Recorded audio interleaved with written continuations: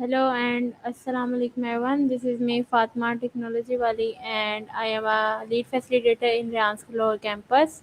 Today our guest is Sir Patrick. So first of all I warmly welcome to Sir for my interview and thank you very much for joining us today.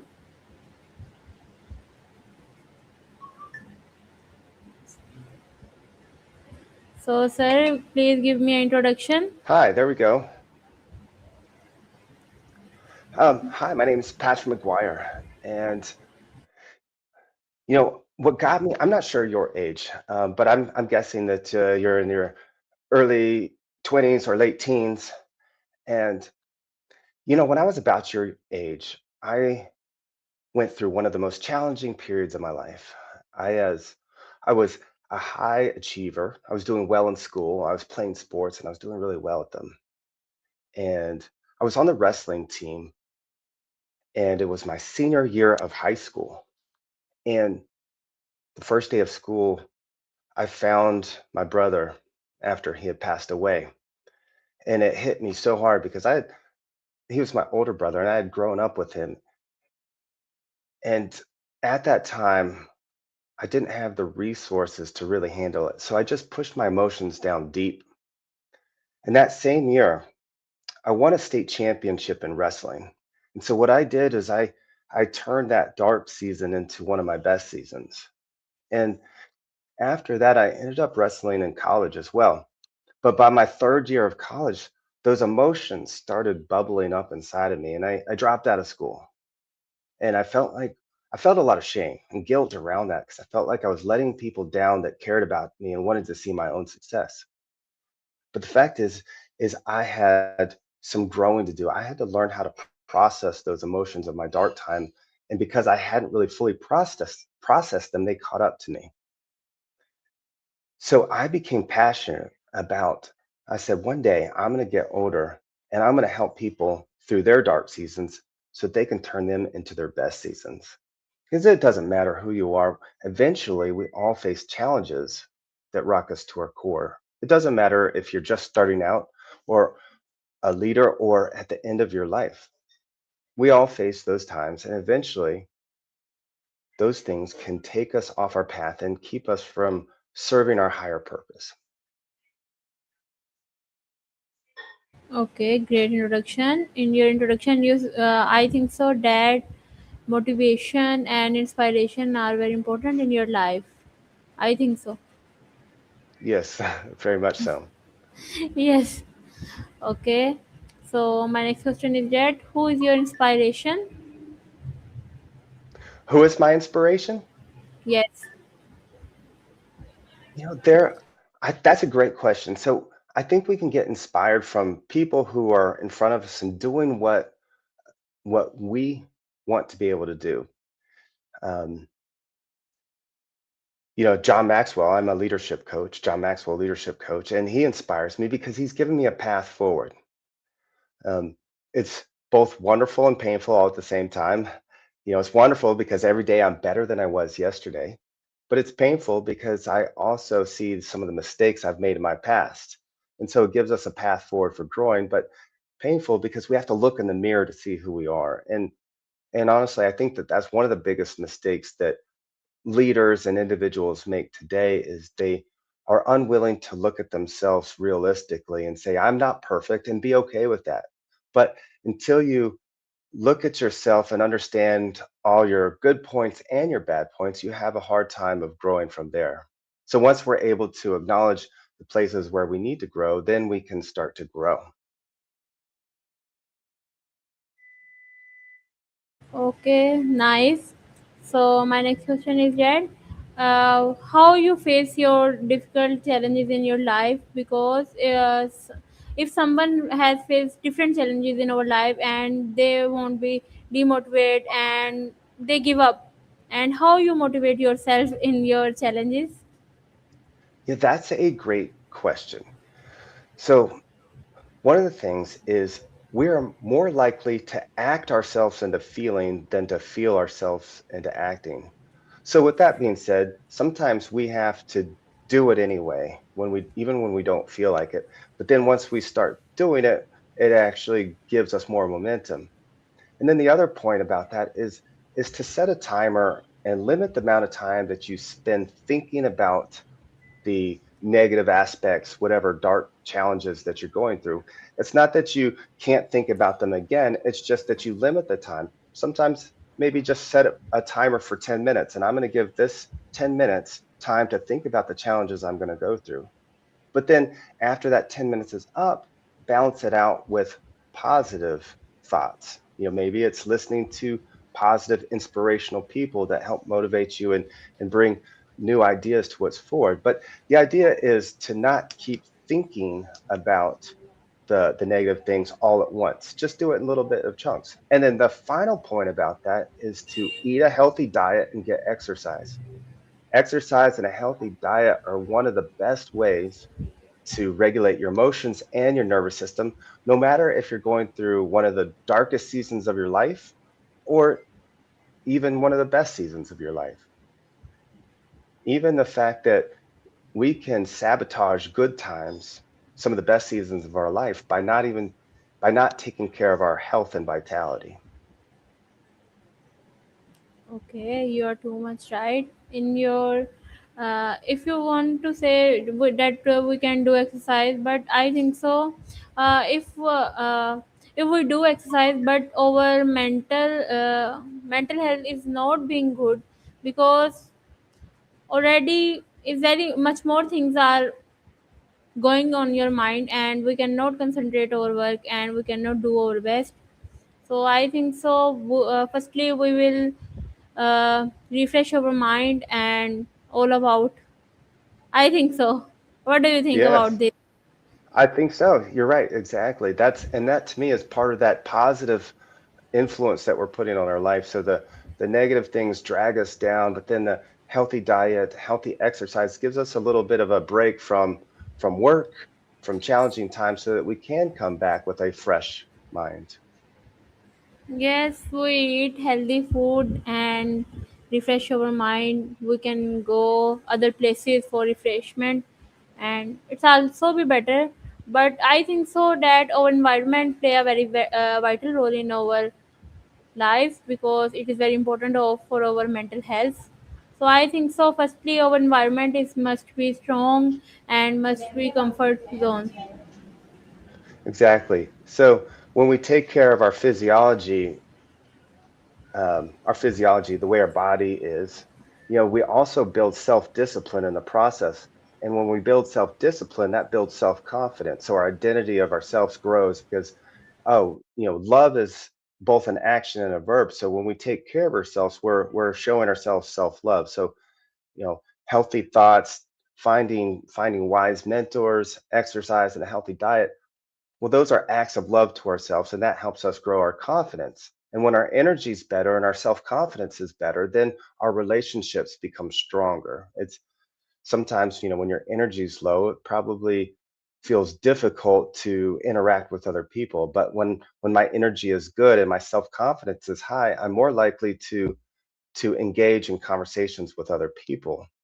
And then when I'm doing that, well, leadership is influence. So when I have a healthy energy, a healthy mindset, and good relationships, well, then I'm able to influence others positively. Okay. So my next question is that how do we become a good leader? Because I think so that leader are very important for our team, because if we have not a leader, we have not a role model, because people are follow the rules on leader. If you have not a leader, you cannot follow the rules of the person. So what do you know about leader? Who is leader? That's a really great question, and thanks for asking. So I think there's different types of leaders, and and sometimes leaders go first. They show the way, and so that's your question. If there's not a leader in front of you, how do you lead? How do you grow yourself if it's not being modeled in front of you?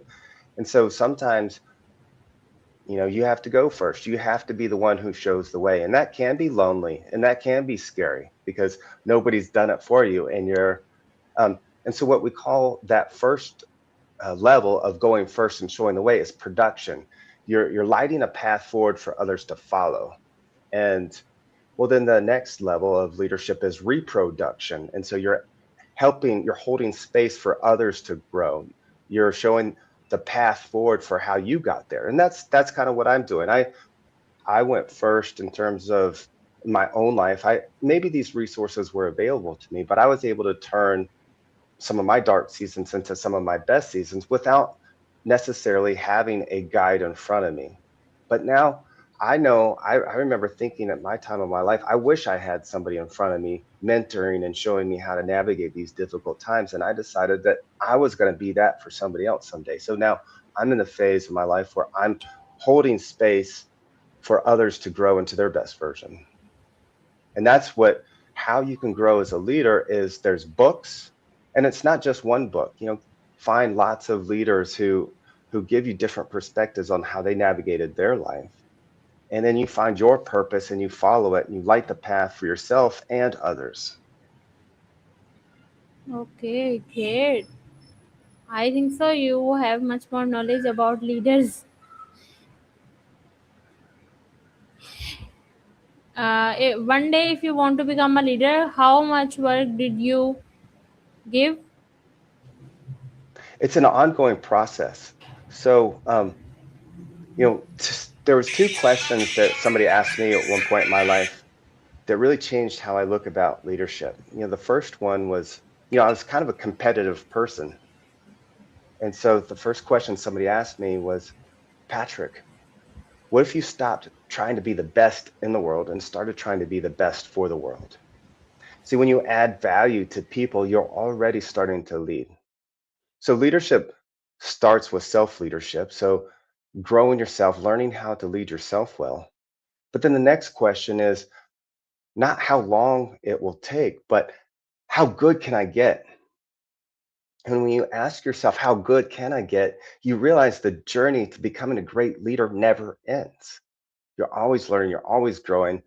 And if you wait till you're good before you start, you'll never start. So you have to start before you're ready.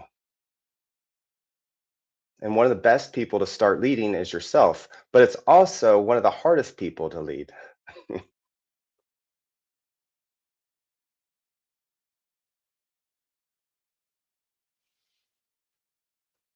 Okay. So my next question is that who is your motivation? Who is my motivation? Yes. My motivation comes from wanting to just be the best version of myself, to live life fully and to add value back to the world that was given to me. There's a lot of people, I had when I was younger that helped me grow and become the better person. And and so that motivates me today to be able to do that for others. There's people in front of me, of course. Um, One of my coaches was Mark Jordan. He's in the Guinness Book of World Records for doing the most pull-ups in the world at 54. And I'm only 50, and it's amazing to think that somebody 4 years older than me is in the Guinness Book of World Records. There's John Maxwell who's lighting the path forward, who's showing me that I can be a better person. I can continue to grow in my leadership and my communication and my ability to connect with others. There's my father, my parents, who have continually just shown me what it looks like to keep growing and showing up with health and vitality.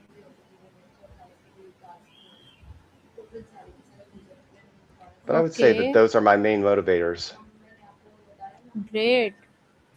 So my next question is that what is your profession? What is my profession? I am a leadership coach trainer. What I say is what I do, how I do it, and who I Sorry do it for with. interruption. Have already said that you have much more knowledge about leader, and in your profession you are leadership. You can build a team. Am I right? Yeah, yeah, exactly. Congratulations. So I like to develop talent, help people realize their full potential. That's what I'm passionate about. I think sometimes people don't know what they're capable of. And so being able to show them and help guide them into their full potential so they can live their life's purpose and add value to future generations themselves someday. So I'm a ladder builder versus a ladder climber. Ladder builder builds those ladders for others people to climb up and become their best version.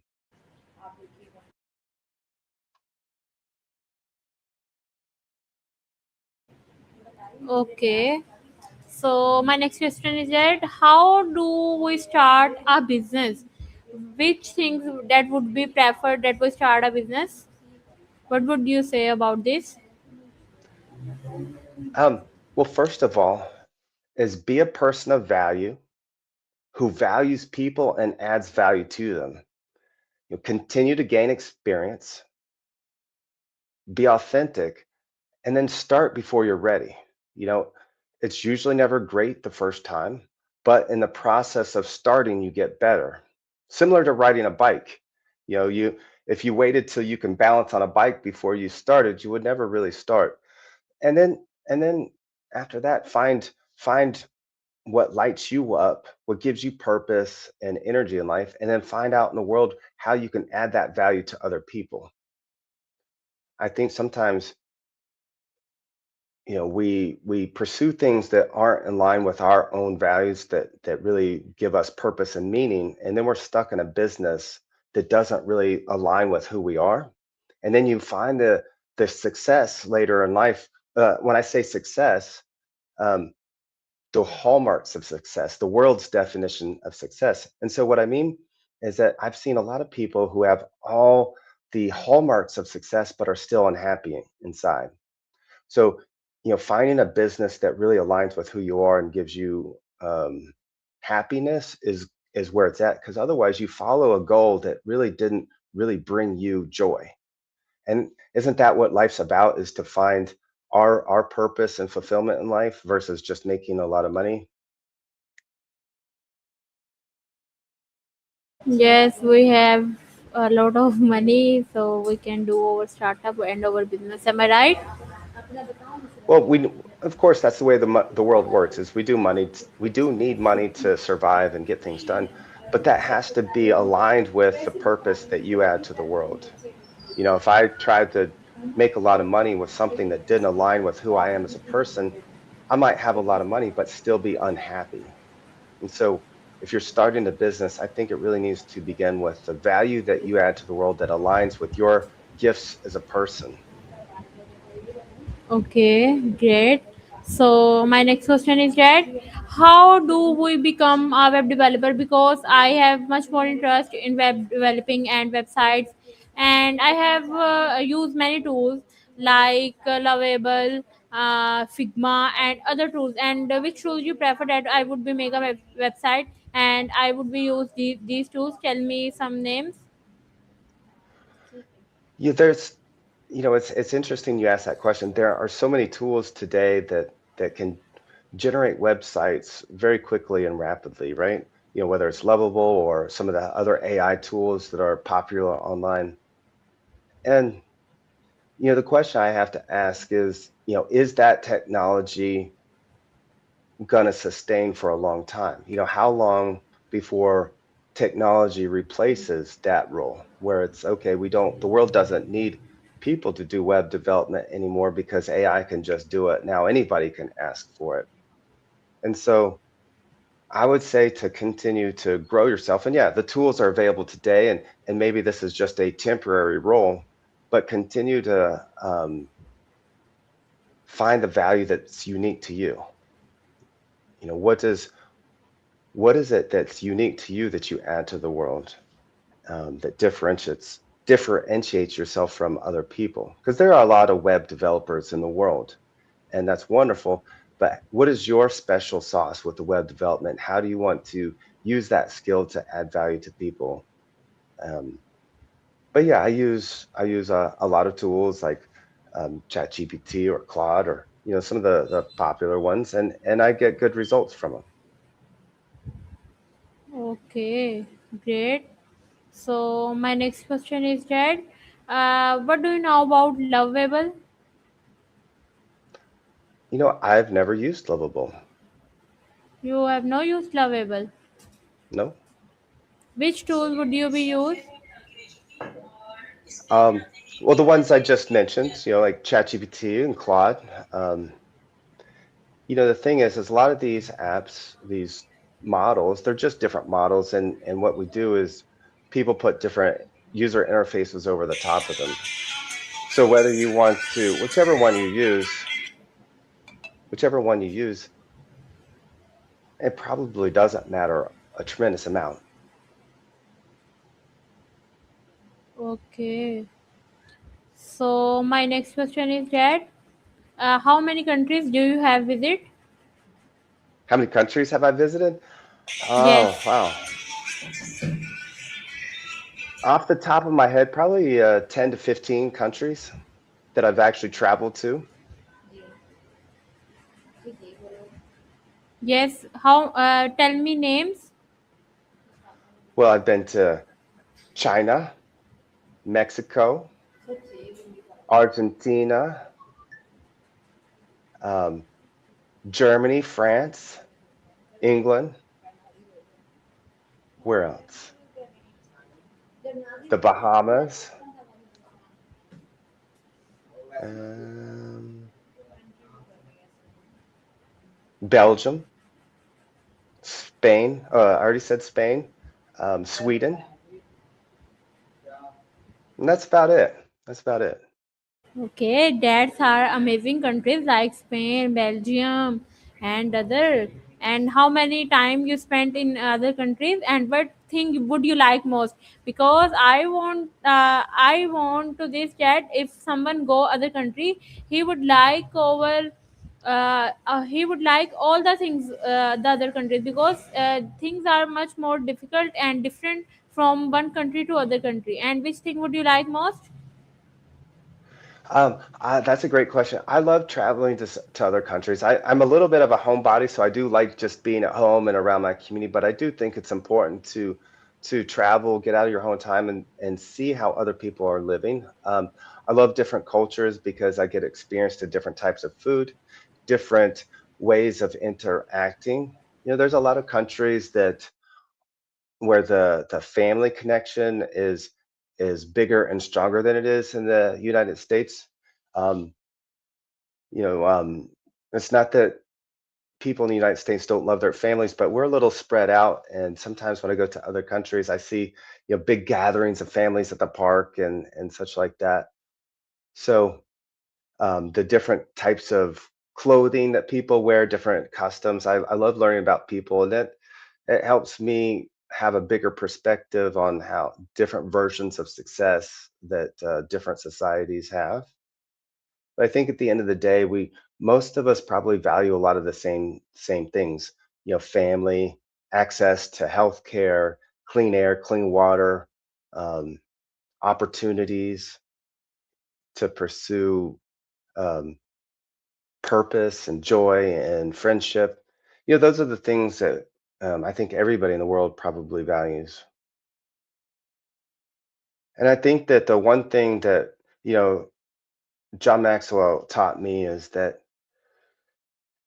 you know, if we're looking for differences in the world between each other, we'll find them. But, if you want to find a connection with people, find that 1% that you do agree on and agree on it from and agree on that thing firmly and then grow your relationship from there, because if everybody focuses on what that other person's doing differently or wrong, then that creates more division.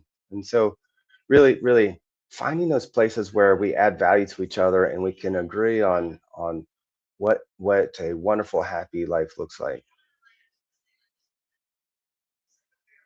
Okay, great. So my next question is that what are your goals? My goals, um that's a good question. And so you can I think my goal is to become the best person I can be. And one of my biggest accomplishments so far was finding my purpose and living it. For me, one of the greatest treasures isn't necessarily the goal, but it's who I become in the process. And so I've seen a lot of people who hit a goal but are still miserable inside. And some of my biggest goals and achievements so far is that I've been able to start transforming other people's lives, including my own. I'm actually going through a transformation process right now with a number of clients. And I asked them how they're feeling and what their experience has been like. And a lot of them have responded with, they're happier, they have more energy, they're more productive, and they have more confidence. And to me, that's what it's all about. I love helping people reach their potential, and that's it. That's kind of my goals, is to continue to grow myself as a person and make a career and continue making a career out of coaching and helping people reach their potential, whether that's in an organization or individually or with their families or their teams or their communities. Growing together is what makes it more fun and sustainable.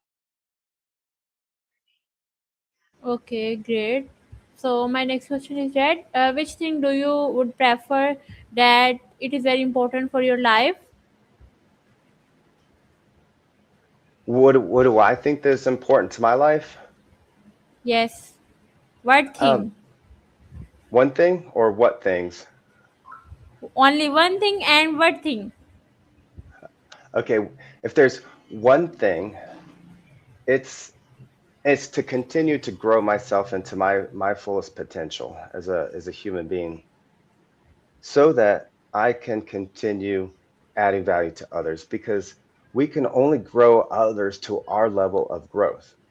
If you want to add value to people, you can only add value to level that you've cultivated value in your own life. And so that's why I am passionate about continuing to grow myself. It doesn't mean I'm better than anybody. It just means that I'm committed to growing myself. And that's really what, that one thing that is important to me, is that I can continue growing myself so that I can continue adding value to others.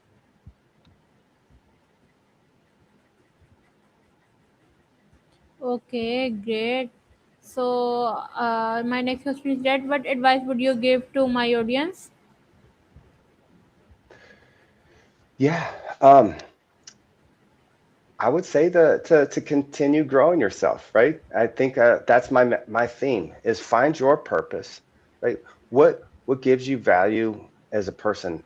This is what I love to do, and how can you use that to add value to others and continue having more and more experiences so that you can find out what truly lights you up, and that what lights you up now as a person, that makes you happy and is your purpose, may change in 5, 10 years, but to continue growing yourself and finding those new experiences so that you can continue to add value, and then do it for the right reasons.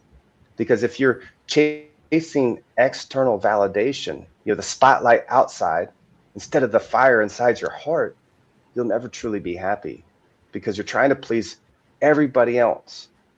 And when you find purpose and you find what brings value to you as a person, that's also going to bring value to others, then you'll always be happy. You'll always find success, even in difficult times, because you have your why of why you're doing this. Okay, you give a great message with my audience. So I would be, I want to just get give me a message for me that I can follow in my life. Well, you know what? Thank you so much for reaching out and having this meeting with me. You are already leading by reaching out to me and making a connection. So you're the host in your life. You're already reaching out to somebody who's older than you. And the fact that I'm able to, excuse me, the fact that I'm able to add value to you by answering your questions has added value to me. And so, what I want you to realize is that you have the ability to influence and add value to people's lives, no matter if they're your peers, your seniors, or people who are younger than you. You can continue to add value from where you are, and you've already added value to my life. So, continue to see the potential that you have as a person, so that you can continue, because you can't outperform your self-esteem. And I want you to hear that you are a valuable person and that you have the ability to add value to many people, because there are only some people in the world who are waiting to hear your voice the way you say it. Even if you and I went out into the world and said the same things, there's some people that can only hear that message from you, and they are waiting for you. Okay, thank you very much for your message. So I want to end this conversation. So thank you very much for taking the time to speak with me today. And I appreciate your thoughtful response and the opportunity to learn more about your background and experience. We will review all the candidates and evaluate the information shared during today's discussion. If you are selected for the next stage, or a member of our team will contact with the next step. And thank you very much for joining us today, and we wish you the very best in your career and hope you have a wonderful day. Take care. Bye. Take care. Bye. Thank you so much. Bye. Thank you very much for joining us. Bye. Bye.